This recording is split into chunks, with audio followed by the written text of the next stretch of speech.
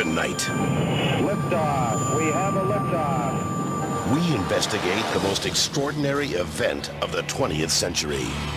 It's one small step for man, Man landing on the moon. one giant leap for mankind. But believe it or not, some people say it never happened. This whole thing was a fake. Decide for yourself as we explore the evidence, The Eagle has landed. analyze official government photos, What a ride, what a ride. examine the films, The flag flaps on the moon where there's no atmosphere. and hear the testimony of one former astronaut who's not afraid to speak his mind. NASA could have covered it up. Could the government have orchestrated the deception of the century? NASA could have pulled off the greatest hoax of all time. You be the judge. On Conspiracy Theory, did we land on the moon?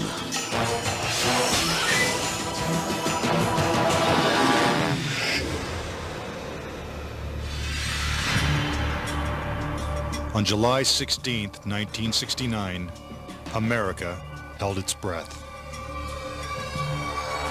10, 9, ignition sequence start. 6, 2, 1, 0. All engine running. Liftoff. We have a liftoff.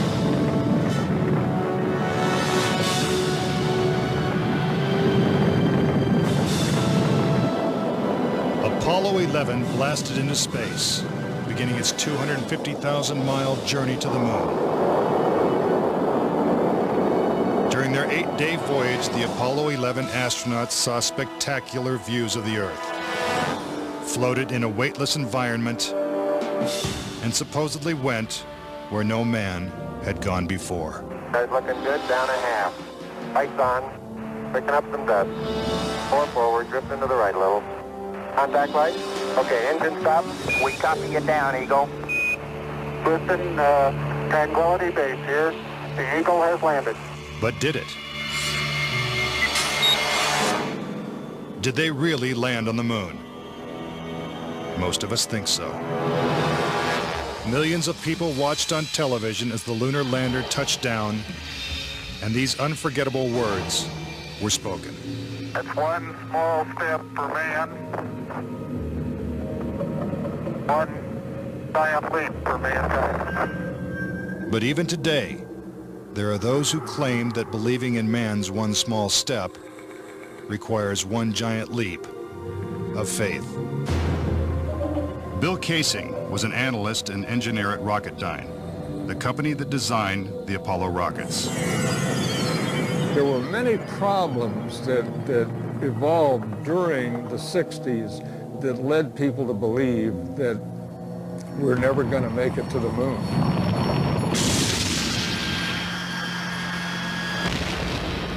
Three decades ago, when the world watched Apollo's lunar landings, Bill Casing was watching too.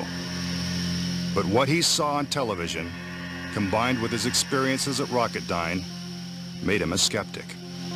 The whole thing then seemed phony to me.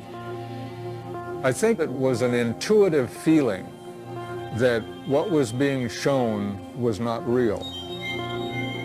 As he studied the footage more closely, he was shocked to find several inconsistencies. Casing observed that despite the clarity of deep space, the stars were missing from the black lunar sky. He saw the American flag waving, even though there is no air on the moon. And he discovered that there was no blast crater beneath the lunar lander, where its powerful rocket engine had fired. This evidence convinced Casing that we never sent a man to the moon. But NASA dismisses these charges. There are always going to be people who believe some outlandish theories, and the notion that we somehow were able to fake the lunar missions is pretty outlandish. As outlandish as it might seem, it has been estimated that as many as 20% of Americans believe we never went to the moon. But how could anyone think that one of the greatest moments in human history is a hoax? Is it really possible that NASA deceived the world? According to a former astronaut, it's entirely possible. Regarding the Apollo mission, I can't say 100% for sure whether these men walked on the moon. Brian O'Leary was a NASA astronaut in the 1960s and served as a science advisor during the Apollo moon missions. It's possible that NASA could have covered it up just in order to cut corners and to be the first to allegedly go to the moon. Was getting to the moon first so important that our government would consider faking it? To find the answer, we have to go back 40 years, to a time when America and the Soviets were locked in a struggle for world domination. People assumed that the nation that won the space race would win the Cold War. We defined that as being first to the moon. It was a time of more or less national hysteria. On October 4th, 1957, the Soviets terrified America when they sent Sputnik, the world's first satellite, into orbit. The New York Times had to publish an article explaining to Americans that it did not carry nuclear bombs that could be dropped on the city from that altitude. The American public's fear of nuclear annihilation intensified as Russia took the lead in the space race. House Speaker announced in Congress that we may be headed for extinction. Many feared that the Soviet Union's ultimate goal was to put a missile base on the moon. Meanwhile, America's space program was having difficulty even getting off the ground. The chances of getting to the moon and returning safely to Earth were something like 0.0017%. In other words, virtually an impossibility. What actually happened in my mind is that during the 60s, they said, if you can't make it, fake it. But if the Apollo missions were fake, how was this monumental hoax accomplished? According to Casing, the launch of Apollo's Saturn V rocket was real. It just never sent astronauts to the moon. The astronauts were launched with the Saturn V. Then, in order to account for their disappearance, they simply orbited the Earth for 8 days. And in the interim, they showed these fake pictures of the astronauts on the moon. But on the 8th day, the command capsule separated from the vehicle and descended to Earth, as of course was shown in films.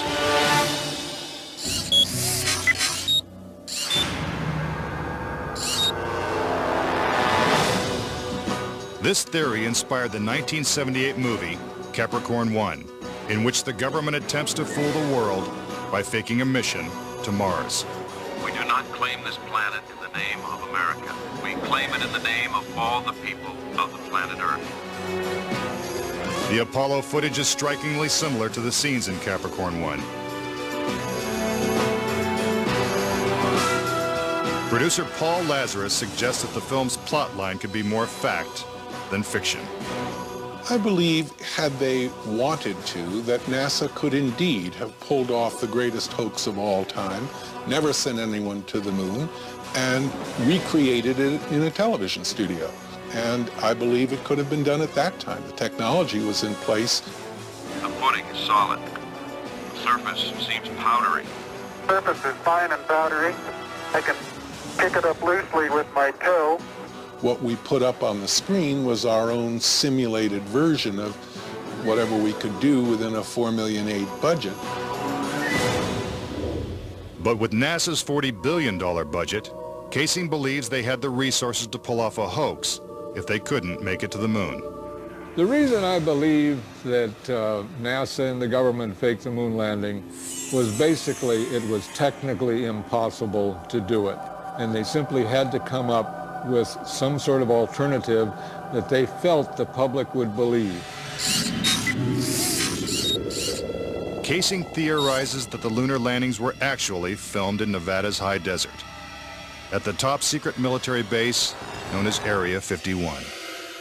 Area 51 is one of the most heavily guarded facilities in the United States. If you went in and tried to get some information, you could be shot and killed without any warning.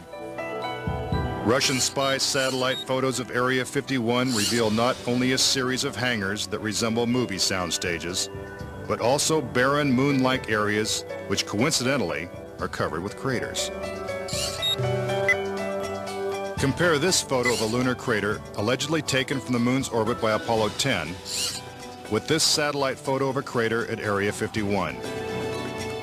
Even astronauts acknowledge the similarity of the terrain. It has a stark beauty all its own. It's like much of the high desert of the United States. Could billions of people really have been fooled into thinking the Nevada desert was the moon?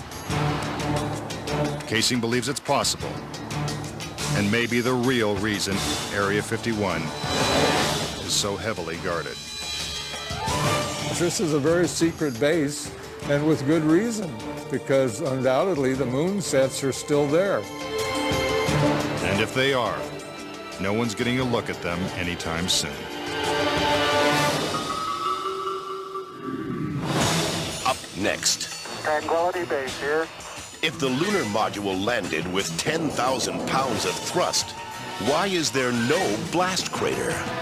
Plus, was this footprint really made on the moon? And later, 10 astronauts die under strange circumstances. How far could the conspiracy reach? Find out when Conspiracy Theory returns.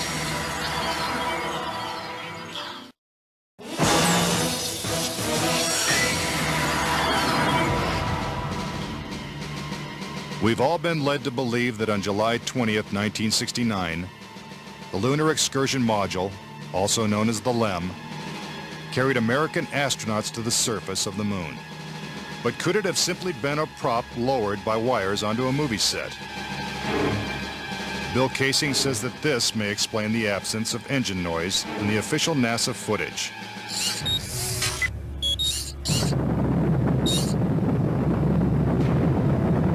The noise level of a rocket engine is up into the 140, 150 decibel range. In other words, enormously loud.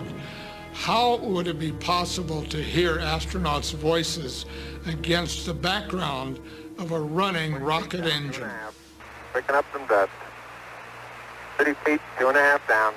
Straight shadow. 4 forward, drift into the right a little. Contact light. Okay, engine stop. Is this evidence that the footage is actually fake? A sequence shot in a controlled environment here on Earth? Just months before this historic landing, a prototype LEM was flight tested at Ellington Air Force Base. While NASA cameras record the test flight, Neil Armstrong struggles to control the unwieldy craft. Then, at approximately 300 feet, the lander flies wildly out of control. At the last second, Armstrong ejects.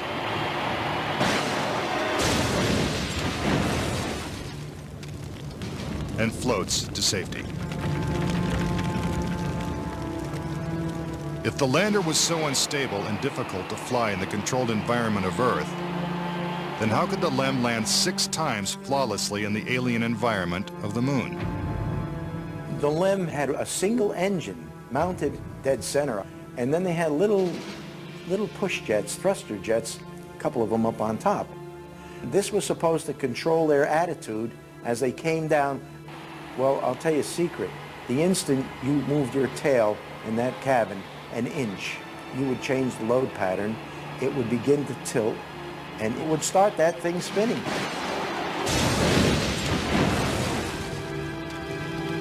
The arguments that have been arrayed on the side of those who believe that the lunar landings were a hoax are very elaborate, and they have to be to support a theory like this. In the end, there's one set of evidence that is irrefutable, and that is that there are footprints, boot prints, still on the lunar surface.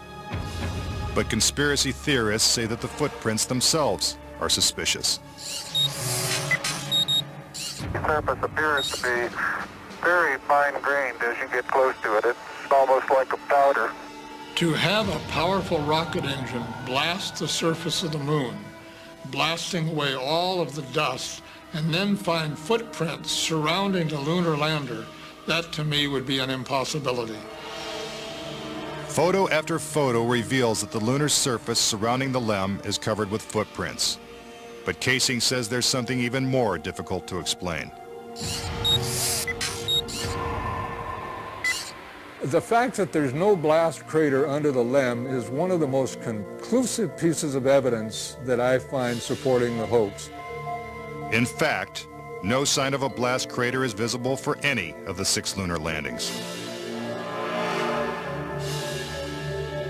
But LEM specialist Paul Fiel says he can explain why the lunar module left no crater when landing on the moon.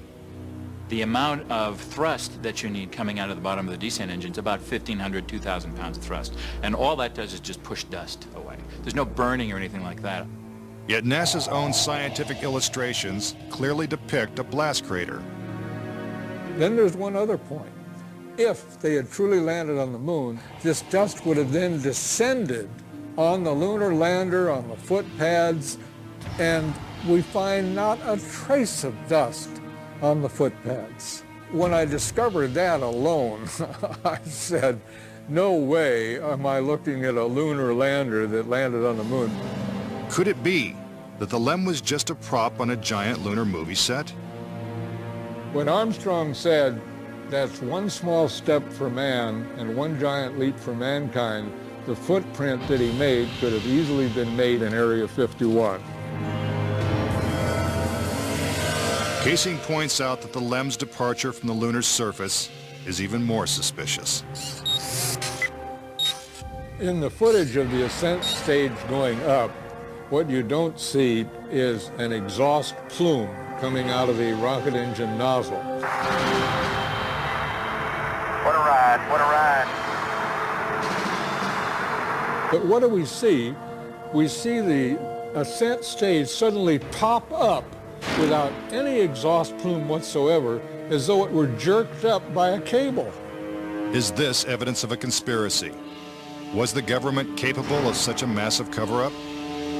To propose that this was all faked and a hoax, they have to say that every piece of evidence, that every physical scientific test that one could offer to support the reality of the lunar landings, they have to say that all of those are fake.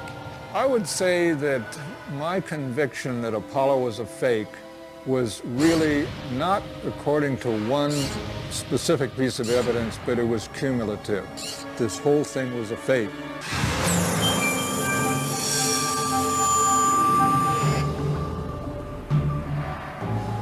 If the moon landings were actually filmed on a movie set, then where's the evidence? According to David Percy, an award-winning filmmaker and photographer, the proof is in NASA's own lunar photos and video. Our research suggests that images of the Apollo landings are not a true and accurate record. In our view, the Apollo pictures were faked. Many of the images are replete with inconsistencies and anomalies. In fact, Percy claims that when examined, these images suggest that man never went to the moon at all. This famous scene of man taking his first steps on the lunar surface is one of the most recognizable in history. But why are such important images so grainy and hard to see? And we're getting a picture on the TV. You got a good picture, huh? NASA claims it's the result of 1960s technology. But if you go back and look at it, the Apollo 11 mission was some pretty awful video by today's standards. These were ghostly images. It just did not look very real at all. And that was a function of the transmitter at the time, the camera at the time that we had available to us to fly on Apollo 11. But investigative journalist Bart Sabrell believes that NASA intentionally made the images hard to see. NASA orchestrated the hoax in a very unique way, through television. They had one picture which they completely controlled, black and white, grainy, that convinced everybody we were on the moon. We had no reason to doubt it. They had complete reins over the pictures, over the sound. I mean, sad to say, it was easier than people believe. But despite the lack of clarity, conspiracy theorists see evidence suggesting that these images were staged. It's absolutely unreal. Although it appears that the astronauts are moving in the moon's gravity, which is 1/6 that of the Earth, Percy notes that when the speed of the film is doubled, the astronauts appear to be running as if in Earth's gravity.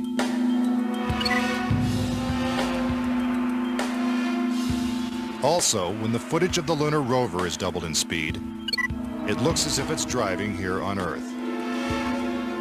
But there's another reason some believe the Apollo missions were shot on Earth.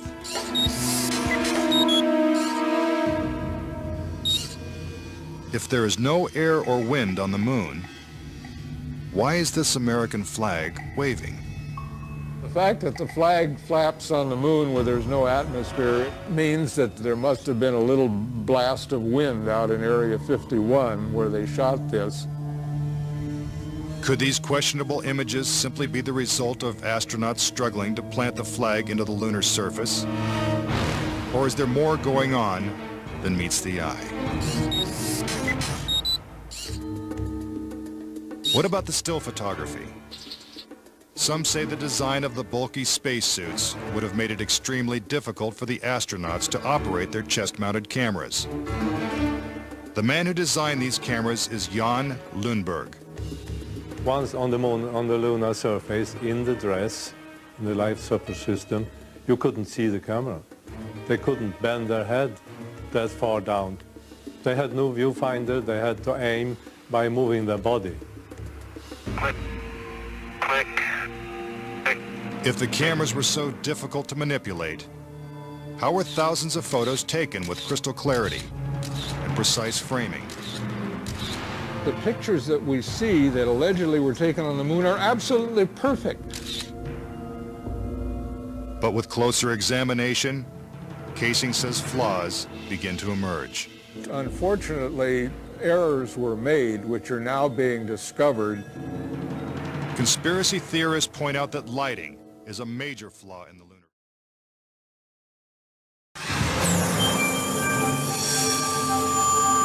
What about the still photography? Some say the design of the bulky spacesuits would have made it extremely difficult for the astronauts to operate their chest-mounted cameras. The man who designed these cameras is Jan Lundberg. Once on the moon, on the lunar surface, in the dress, in the life support system, you couldn't see the camera. They couldn't bend their head that far down. They had no viewfinder, they had to aim by moving their body. Click, click, click. If the cameras were so difficult to manipulate, how were thousands of photos taken with crystal clarity and precise framing? The pictures that we see that allegedly were taken on the moon are absolutely perfect. But with closer examination, casing says flaws begin to emerge. Unfortunately, errors were made which are now being discovered. Conspiracy theorists point out that lighting is a major flaw in the lunar photos. Case in point, on the moon, the astronauts' only source of light was the sun. They had no extra lighting, no flashes or things like that. Yet in this photograph from Apollo 14, the shadows are cast in different directions, suggesting multiple light sources. The shadows cast by the rocks in the foreground should have been east-west, like the LEM shadows. And in this photo from Apollo 17, again the shadows are pointing in different directions. Outside in sunlight, shadows always run parallel with one another. So the shadows will never intersect. Conspiracy theorists say it's not just the shadows that indicate the use of additional lights, but what has been photographed in the shadows. For example, here's an astronaut who descends into a huge shadow cast by the lunar module. Yet his entire body is still visible. How is it that he is not shrouded in darkness? Here's the same maneuver from another Apollo mission. Again, the astronaut is brightly lit in what is obviously dark shadow. And in this picture, the sun is directly behind the astronaut. His figure should be a silhouette. Yet even the smallest characteristics of his suit are recognizable. It seems like he's standing in the spotlight. And I can't explain that. That escapes me. Why? And finally, in this picture with the sun behind the lunar module, the front of the craft is clearly visible. The words United States are crisp and clear. How could these backlit pictures be so detailed? It's because there's more than one light source, which means they're not on the moon. But NASA simply dismisses these arguments. There are a number of claims that the pictures taken by Apollo astronauts were faked. And there are so many, it would be an exercise in futility to go off and try to answer all of those. But the questions continue. Why do some of these images shot at different times and different places appear to have identical backgrounds? These two photos seem to have the same mountain backdrop, yet the lunar module is only present in one of them. Seemingly impossible, since the LEM never moved and its base remained even after the mission. What a ride, what a ride. Some suggest the same artificial backdrop was used when shooting two entirely separate pictures. Background discrepancies are also apparent in the lunar video. The best evidence are some pictorial anomalies in the photographic record of the trip to the moon. There is one for Apollo 16 where the same shot, the same hill, appears in 2 different days. This tape was shot on what was reported to be the first of Apollo 16's lunar excursions. But it couldn't pick a better spot.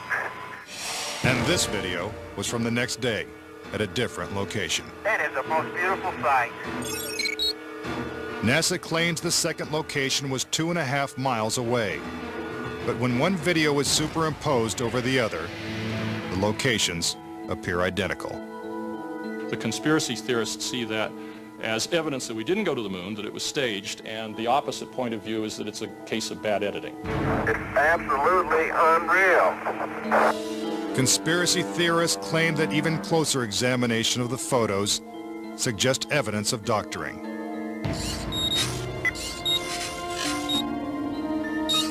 For reference, crosshairs were permanently etched into the lunar cameras, so they would have to appear on top of every image.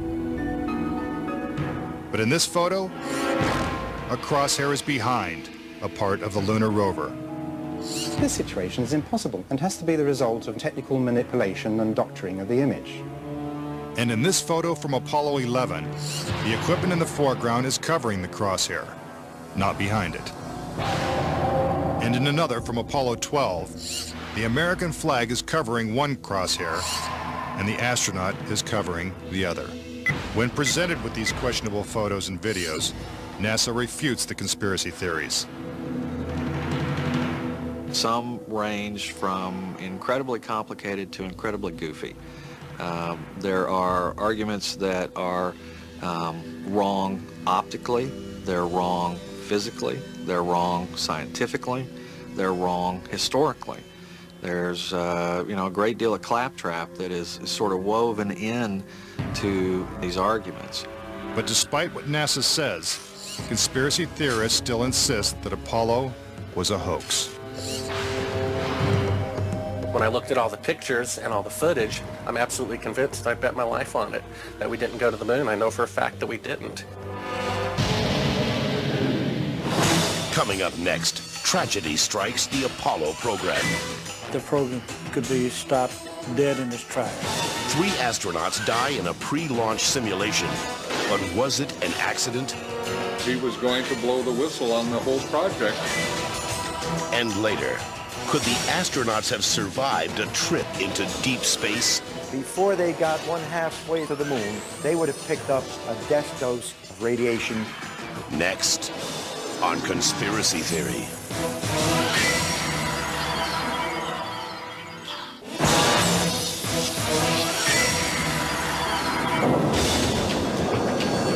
If what conspiracy theorists say is true, how could NASA perpetrate such a widespread hoax without someone from the inside blowing the whistle? Virgil Gus Grissom was selected as one of the original 7 astronauts. A family man and a veteran of several space flights, he was a national hero and was likely to be the first man to walk on the moon. But Grissom was also an outspoken critic of the space program and was quoted as saying, "Someone's going to get killed." Unfortunately, Grissom's worst fears were soon realized. On January 27, 1967, 2 years before the first moon landing, Grissom and his crew boarded the Apollo 1 capsule for a full-scale simulation. The problems began almost immediately. First, the capsule's communication systems failed. You copy? No, I didn't read you, Chuck, at all. I can't read you, Chuck. You want to try the phone? Hey, how are we going to get to the moon? We can't pass between 3 buildings. I can't hear a thing you're saying. Suddenly, the capsule burst into flames with the astronauts sealed inside.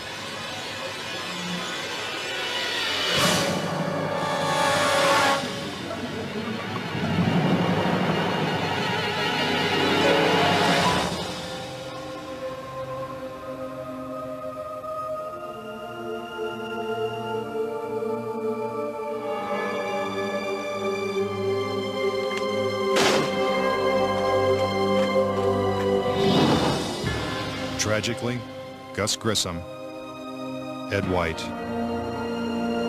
and Roger Chaffee lost their lives before ever leaving the launch pad.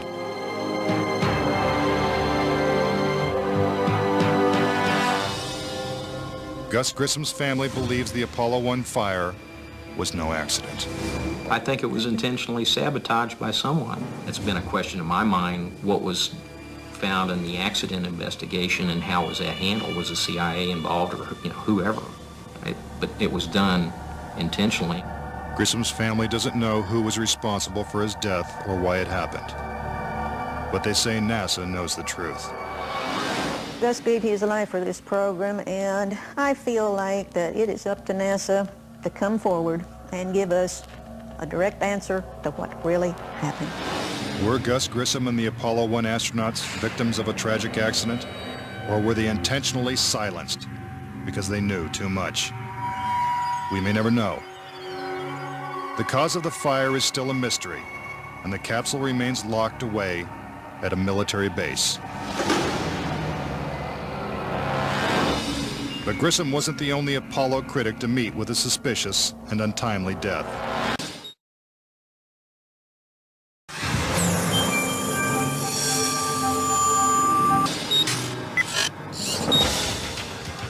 Thomas Ronald Barron was a safety inspector during Apollo 1's construction.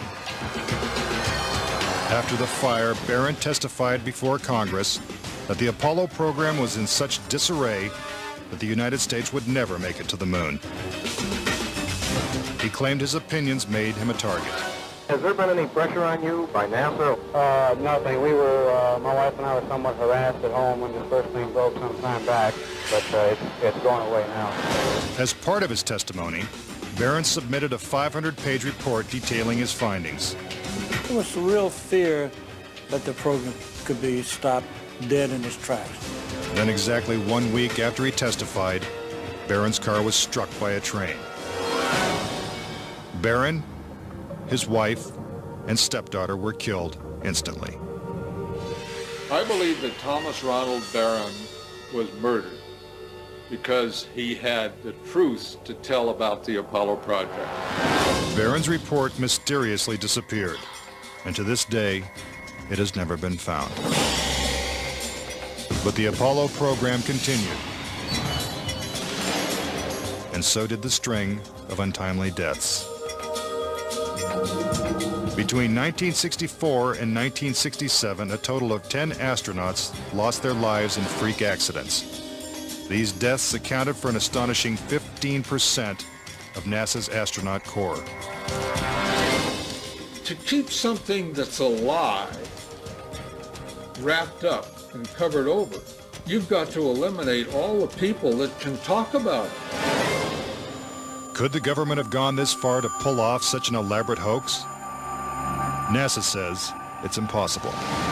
There were probably 250,000 people who were directly involved in the Apollo program, and another 500,000 people beyond that.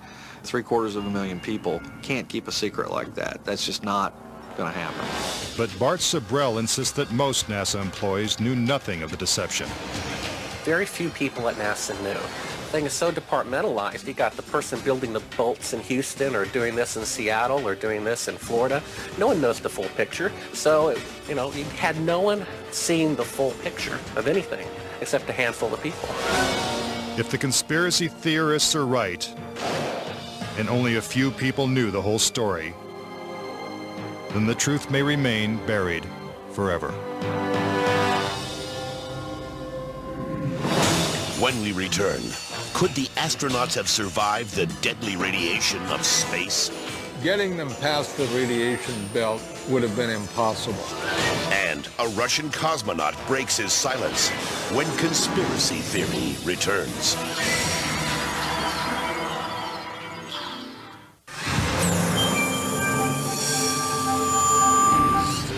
Suspicious deaths, evidence of doctored photos, and flags waving in the airless vacuum of space are not the only reasons to doubt that we ever went to the moon. Some say the astronauts could never even have survived the trip. The reason why they couldn't go to the moon is because of a phenomenon that few people know about called the Van Allen radiation belts. 500 miles above the Earth, these bands of intense radiation surround our planet and are thousands of miles thick. Any human being traveling through the Van Allen belt would have been rendered either extremely ill or actually killed by the radiation within a short time thereafter. Other than the Apollo missions, no other manned space flight has attempted to pass through this deadly radiation. Every manned mission in history, Gemini, Mercury, Skylab, the Space Shuttle, has been below the radiation belt, all except going to the moon. To protect the astronauts, the capsule would have needed 6 feet of lead shielding, according to physicist Ralph Rene. Obviously, the only shielding they had was the literally paper-thin outer hull of aluminum, and their suits consisting of glass fiber, some aluminum fibers, and silicon rubber. It's very interesting concerning radiation that the astronauts were protected by a thin film of aluminum when here on Earth they put a lead shield on us when they take a dental x-ray. Some theorize that if the Van Allen belts didn't kill the astronauts, even deadlier doses of radiation deeper in space would have. Violent explosions in the sun called magnetic storms flood space with intense radioactivity. A magnetic storm will come along, and that can increase the intensity of the radiation belts by maybe 1,000 times above what it was before. According to Rene, the Apollo 16 mission coincided with one of the sun's most intense storms ever recorded. Around the rotating sun came this immense flare, the biggest one of the 20th century. It went on for 3 or 4 days, all the while it's slowly rotating around. Although the effects of radiation are horrific, ranging from hair loss to cancer to death, the solar flares had no adverse effect on the Apollo 16 crew.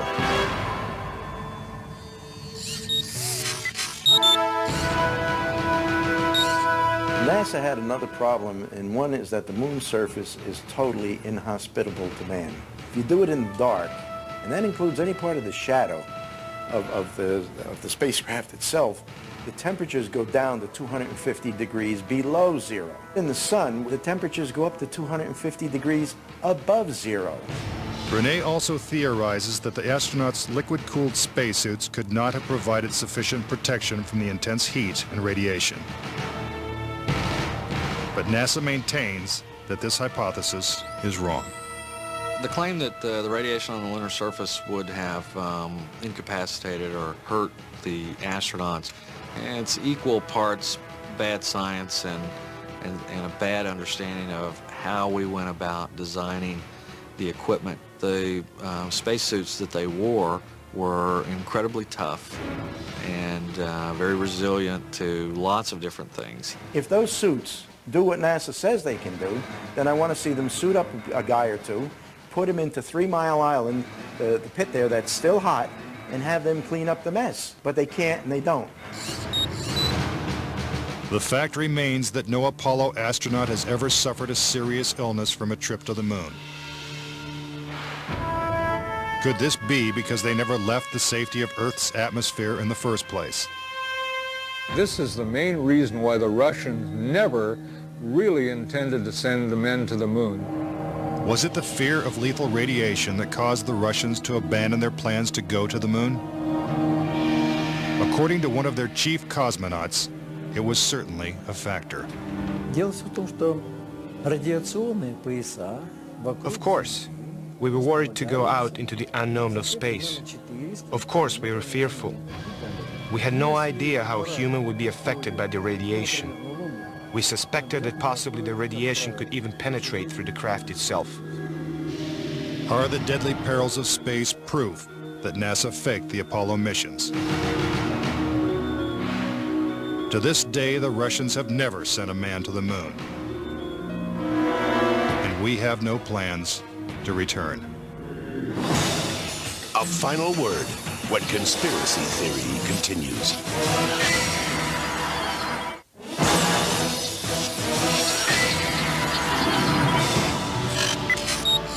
Now that you have heard the various theories and explanations, do you believe it's possible for our government to perpetrate such an incredible hoax?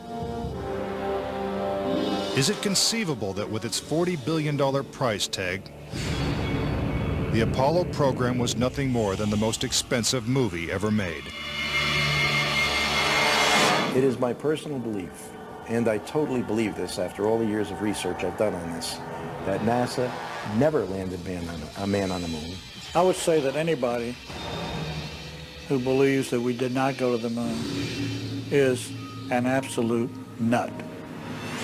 Anyone that wants to call me a kook or a nut or a crackpot, they're welcome to do that, but they're also welcome to go examine the evidence, which is everywhere. Bottom line, the United States went to the moon in the 1960s and the 1970s. End of story. Is there any way to put this controversy to rest once and for all? The only thing the experts agree upon is that the answer is 250,000 miles away. If NASA truly landed on the moon, remnants of the 6 successful Apollo missions would have been left behind. The base structures of the LEMs, the abandoned lunar rovers. Even the American flags would still be standing at each landing site. I would like to invite NASA and all of their supporters to simply take the most powerful telescope on Earth and see if there's a lunar lander there. If there's a lunar lander there, I'll never say another word about an Apollo hoax. If there's no lunar lander there, I'll rest my case. But no telescope exists that can examine the moon in such detail. Do objects from the Apollo missions remain on the moon in silent testimony? Or is the conspiracy theory true?